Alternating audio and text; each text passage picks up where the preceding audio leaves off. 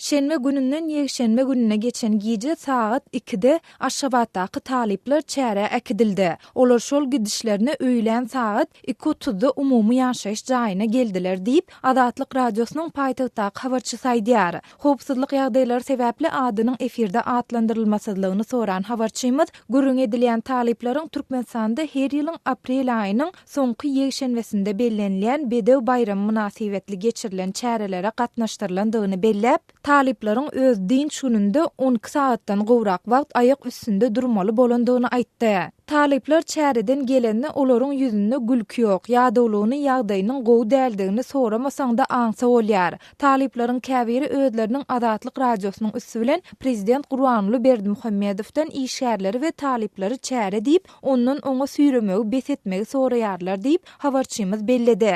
Türkmen mediasynda hepdäniň ahirinde Aşgabatda bedew bayramy münasibetli halkara Azatlyk Atçylyk Assosiasiýasynyň 8-nji mejlisiniň Türkmen bedew we dünýäniň sesçilik sunuty atly halkara ilmi maslahatyň Azatlyk Atçylyk toplumunda Azatlyk bedewleriniň arasynda geçirilen halkara gözellik bäsleşiginiň jemleriniň jemlenilendigi we bu çärelere türkmensanlaryň müňlerçesiniň gatnaşandygy habar berilse-de, çärelere döwlet budjetinden aýlyk alýan işgärleriň we talyplaryň mejburi gatnaşdyrylmagy barada hiç zat aýdylmady. Belläp geçsek, Türkmenistanda döwlet işgärleriniň we ýokary okuw jaýlarynyň talyplarynyň hüner we orta mektepleriň okuwçylarynyň okuwlarynyň işleriniň ýatyrylyp ýurtda uly dawara bilen bellenýän we resmi mediada giňden mahabatlandyrylýan bayramçylyk çärelerine mejburi gatnaşdyrylmagy bilen bagly tejribäni indi ençe ýyl bäri synlasa bolýar. Şeýle-de çärä gatnaşjylar bu dawaralarda giýmeli egin eşikleri hem köplenç öz hasabyna almaly bolýarlar. Bundan başga Türkmen prezidentiniň ýurduň dürli welaýatlaryna edýän saparlarynyň öňýanynda